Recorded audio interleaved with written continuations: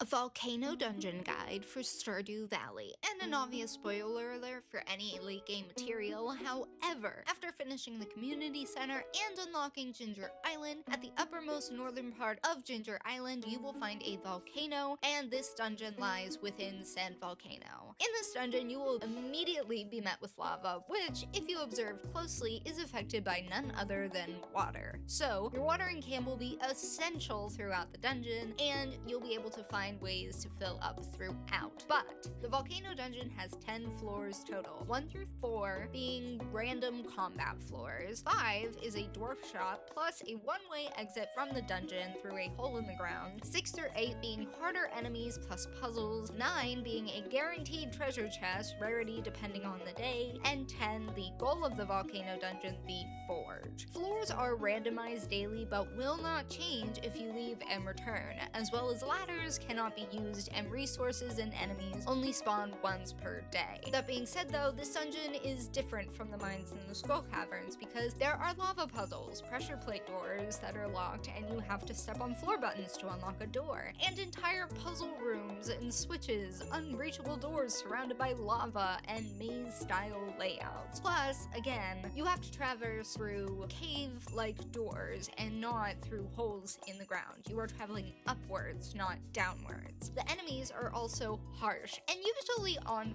fire, but these particular enemies will require a lot of blocking on your behalf to ricochet hits back or dodge attacks using your right mouse button or B equivalent. But making your way through this dungeon will award you with important resources such as cinder shards, which can be used at the forge for weapon improvements and enchantments, and dragon teeth for endgame crafting, and I mean dang, they're dragon's teeth. That's just cool to begin with. Level 9 is usually where you'll find rare loot or not so rare treasure chests, but you have the chance of getting anything like prismatic shard, gears, rings, weapons, and even mystery boxes. However, your first is usually a golden coconut, which can be broken open by Clint to get walnuts and other various goodies from the island. Then, of course, there is level 10, the forge, to upgrade your weapons and tools with a convenient exit on the left-hand side that places you right back at the beginning of the dungeon, opening a once blocked door leading right to the forge whenever you may need it. To traverse these mines, my best advice is to bring a good weapon like the Galaxy Sword, immunity or defense boost, rings of your liking because everybody is different, and some food, a good watering can, and your typical mining gear that you would bring. But tell me, did I miss anything,